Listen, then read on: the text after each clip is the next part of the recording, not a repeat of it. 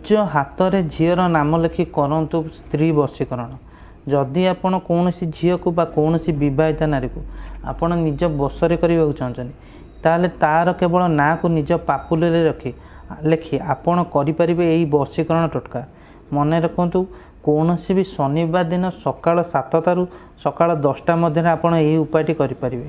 ମନେ ରଖନ୍ତୁ, ସକାଳ 7ରୁ ସକାଳ 10 ମଧ୍ୟରେ। ତାହେଲେ ଆପଣ କ'ଣ କରିବେ, ଏଥିପାଇଁ ଗୋଟେ ସାଧା କାଗଜ ନେବେ ଓ ଗୋଟେ ପେନ୍ ନେବେ। ପେନ୍ ନେଇ ସାରି ଆପଣ କ'ଣ କରିବେ, ନିଜ ପାପୁଲିରେ ସେ ଝିଅର ନାଁ ଲେଖିଦେବେ। ଯେଉଁ ଝିଅକୁ ଆପଣ ବଶରେ କରିବାକୁ ଚାହୁଁଛନ୍ତି ସେ ଝିଅର ନାଁ ନିଜ ପାପୁଲିରେ ଲେଖିଦେବେ। ଧରି ନିଅନ୍ତୁ ଝିଅର ନାଁ ହେଲା ସୀମା। ଆପଣ ଏଇଭଳି କ'ଣ କରିବେ, ପ୍ରଥମେ ଏଇଭଳି ନାଁକୁ ଆପଣ କ'ଣ କରିବେ, ନିଜ ପାପୁଲିରେ ଲେଖିଦେବେ ଝିଅର ନାଁକୁ। ଲେଖିସାରି ଆପଣ କ'ଣ କରିବେ, ଆପଣ ବର୍ତ୍ତମାନ ଗୋଟିଏ ମନ୍ତ୍ର ବତେଇବି, ସେଇ ମନ୍ତ୍ରକୁ ଆପଣ କ'ଣ କରିବେ, ଏଇ କାଗଜରେ ଲେଖିଦେବେ। ଦେଖନ୍ତୁ ମନ୍ତ୍ରଟି ମୁଁ ଆପଣଙ୍କୁ ବତାଉଛି। ମନ୍ତ୍ରଟି ହେଲା ତ୍ରିଂ ତ୍ରିଂ ତ୍ରିଂ ଫଟ୍ ଆମୁକଂ ଫଟ୍ ମାମ୍ ବସମାନାୟ କୁରୁ କୁରୁ ସ୍ୱାହା। ଦେଖନ୍ତୁ ପ୍ରଥମେ କ'ଣ କରିବେ, ହାତରେ ସେ ଝିଅର ନାଁ ଲେଖିଦେବେ। ହାତରେ ଝିଅର ନାଁ ଲେଖି ସାରି ଆପଣ କ'ଣ କରିବେ, କାଗଜରେ ଆପଣ ଏଇ ମନ୍ତ୍ରଟି ଲେଖିବେ।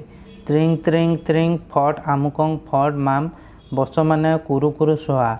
ଆପଣ କ'ଣ କରିବେ, ଏଇ ଯେଉଁ ମନ୍ତ୍ର ଲେଖିଲି ଏହି ମନ୍ତ୍ରକୁ ଆପଣ କ'ଣ କରିବେ, 51 ଥର ଉଚ୍ଚାରଣ କରିବେ। ମନେ ରଖନ୍ତୁ, ମନ୍ତ୍ରକୁ ଆପଣ 51 ଥର ଉଚ୍ଚାରଣ କରିବେ ଏବଂ 51 ଥର ମନ୍ତ୍ର ଉଚ୍ଚାରଣ କଲାବେଳେ ଆପଣ କ'ଣ କରିବେ, ଏଇ ଆମୁକ ଜାଗାରେ ସେ ଝିଅର ନାଁ ନେଇ ମନ୍ତ୍ରକୁ 51 ଥର ଉଚ୍ଚାରଣ କରିବେ।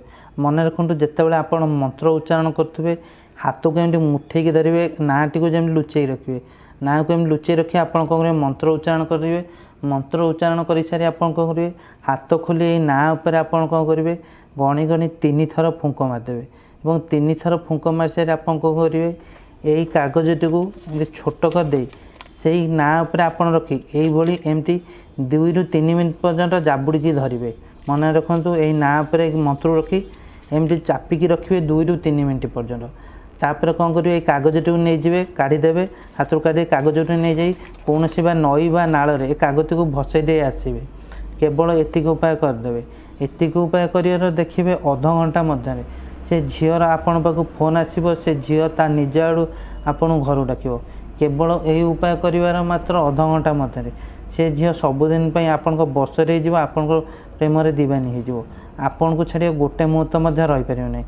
ଦିନ ରାତି କେବଳ ଆପଣଙ୍କ କଥା ଭାବିବ, ଆପଣ ଖୟାଲରେ ରହିବ।